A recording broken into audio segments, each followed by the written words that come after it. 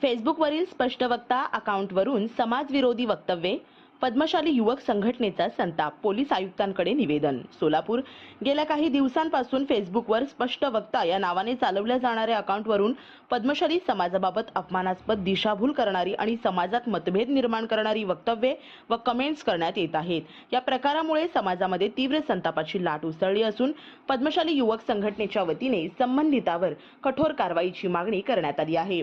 या संदर्भात अखिल भारतीय पद्मशाली युवजन संघ आणि पद्मशाली युवक संघटना सोलापूर यांच्या वतीनं सोलापूर शहराचे पोलीस आयुक्त माननीय एम राजकुमार यांना निवेदन सादर करण्यात आले.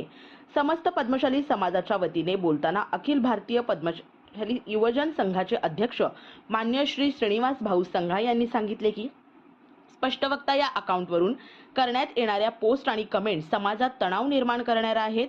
या माध्यमातून पद्मशाली समाजाची हेतू परस्पर बदनामी केली जात असून समाजातील ऐक्य आणि शांततेला बाधा पोहोचविण्याचा हा प्रयत्न आहे.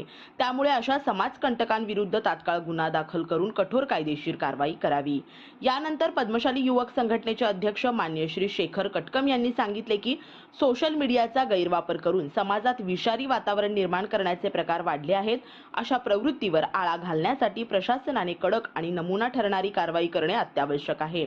आम्ही सर्व पद्मशाली बांधवांनी एकत्र येऊन शांततेचा, परस्पर सन्मानाचा आणि ऐक्याचा संदेश देण्याचा निर्धार केला आहे. संघटनेच्या पदाधिकाऱ्यांनी पुढे इशारा दिला की जर या प्रकरणी त्वरित आणि ठोस कारवाई झाली नाही तर पद्मशाली युवक संघटना तसेच तेलुगू भाषिक समाजाच्या वतीने जन आक्रोश मोर्चा काढण्यात येईल.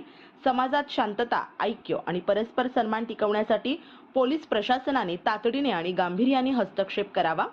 निवेदन सादर करताना संघटनेचे प्रेसिडेंट नागेश बोंबड्याल, उपाध्यक्ष प्रवीण जिल्हा, प्रसिद्धी प्रमुख पवन गुंडेडी, ॲडव्होकेट शाह मॅडम, माजी अध्यक्ष साईराम बिर्रू, अमर बोडा, संतोष चन्ना पंतुलू यांच्यासह अनेक पदाधिकारी, कार्यकर्ते आणि समाजातील ज्येष्ठ नागरिक मोठ्या संख्येने उपस्थित होते.